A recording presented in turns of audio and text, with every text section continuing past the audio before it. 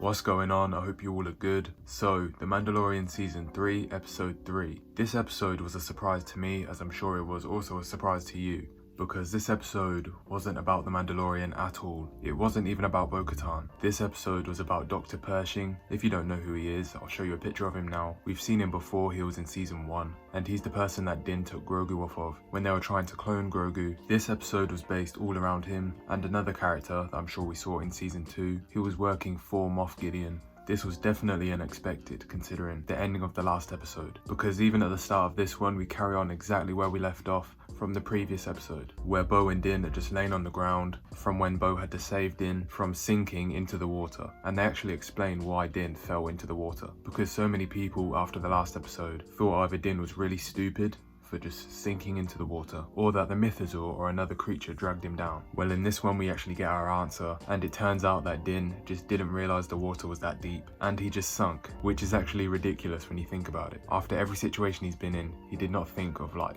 chucking a stone into the water, or just stepping down slowly to see where the steps lead, because who really just assumes that the steps will level out at some point, and just assume that you won't have to go underwater if you go any further. So Din doesn't do any tests, he kind of just walks into the water and assumes that it's shallow, and yeah, he just fell, so that was confirmed for us. But anyway, back to this episode. So after this amazing first scene where Din and Bo leave Mandalore, get into their ships and fly off back to Bo's castle, they get attacked by some TIE fighters. This scene was so good. It was a pure Star Wars action set piece in the sky where there's a badass dogfight where everyone that's involved has to use their smarts and their experience to win. Basically, they just have to be better pilots and outsmart the opponent, which will always be interesting because it's not just a simple battle. They'll be going back and forth. One pilot will try to get behind the other. You know, you just see the strategy and you can't wait to see what move they pull next to gain the advantage in the dogfight. But yeah, this was a great scene.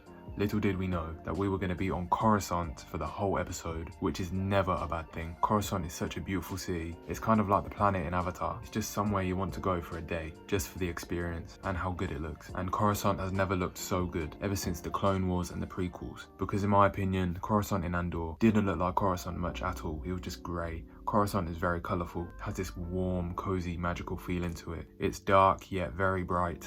There's a lot of neon colours, and it looked exactly out of the prequels, which is amazing to see. I don't care what characters we're following, Coruscant will always make the episode acceptable, when done right. I mean, we even got to see the theatre that Anakin and Palpatine were talking in. If you don't remember, it's that memorable scene, and it's been a meme for some time, where Palpatine says to Anakin, "Have you ever heard the story of Darth Plagueis the Wise?" And after that sentence, it was always going to be an iconic place, so it was great to see that. And even though this episode doesn't have much action, it's a very Andor episode. All of it is just dialogue. It's like a slice of life episode, but the difference is this is actually entertaining, unlike the Andor episodes in Coruscant, which weren't bad. This one just feels like it has more meaning because we know that it's going to lead to something huge and very entertaining and very important to the grander storyline. Just knowing that it's a Mandalorian episode allows you to enjoy it more and understand that it will lead to something good. Unlike Andor, where we didn't really know where it was going to go, and knowing that the story doesn't really have high stakes anyway, it was more boring in Andor. But this one I actually enjoyed. It wasn't anything too crazy. It's not an episode I'd go back and rewatch instantly after. Maybe in a couple years I'd revisit it after I've seen where it leads to, because then it will make the episode more important and more valuable to revisit. But yeah, I just loved being on Coruscant. Any huge Star Wars fan cannot help but somewhat enjoy an episode where you're kind of just walking around Coruscant and just spending a day there through your eyes and ears, which of course isn't as good as being there physically, but it's just always going to be enjoyable and have the Star Wars feeling. The thing is with The Mandalorian is that it carries that Star Wars essence compared to the likes of Andor, and honestly even Obi-Wan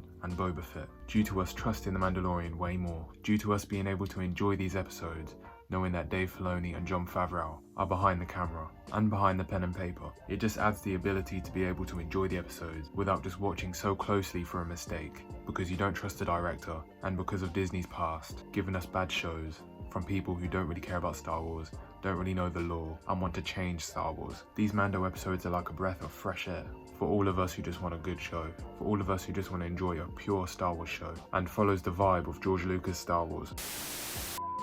Now, I've seen that this episode is very mixed with the fans. Some people thought it was too boring. Most of the people that didn't like this episode were comparing it to Andor, and saying it was too much like Andor, in the way of it not being exciting, and following characters that we just don't care about and don't even know. Now if this was an Andor episode, I'd agree with you, but for me, this hits differently, even though it kind of follows the same formula as Andor. The differences are that it actually feels like Star Wars. It's a part of the Mandalorian storyline, so it's easier to follow, so it's naturally more interesting because of that. And we know that Dr. Pershing is going to be very important in the future of this show, and it will tie into the main characters very well. I mean, he literally clones things. That's all you need to know about him to know that he's going to be important somewhat.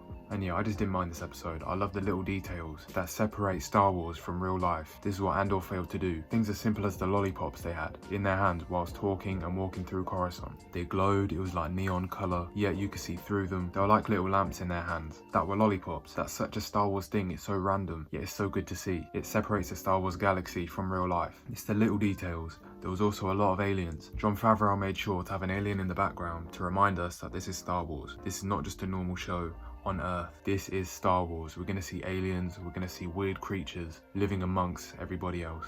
This episode is the proof of the difference between the writer of Andor and someone who cares and loves about Star Wars, like Jon Favreau. Jon Favreau understands the essence of Star Wars and the feeling of it, and that's why this episode is naturally more enjoyable than an Andor episode. I enjoyed this one. It wasn't very action-packed, but I know it's going to be important in the future, and they also made sure to put Mando at the start of the episode to move his story forward, because now that we've left Mandalore, we know that the story is progressing, and they made sure to put an action scene at the start just so we get something to be excited about, knowing that this episode was going to be a dialogue-driven episode. They knew that we needed something to get the blood pumping and to give us a scene to talk about. They gave us something exciting at the start to get us hyped, and then we follow this Dr. Pershing story that will be important later on.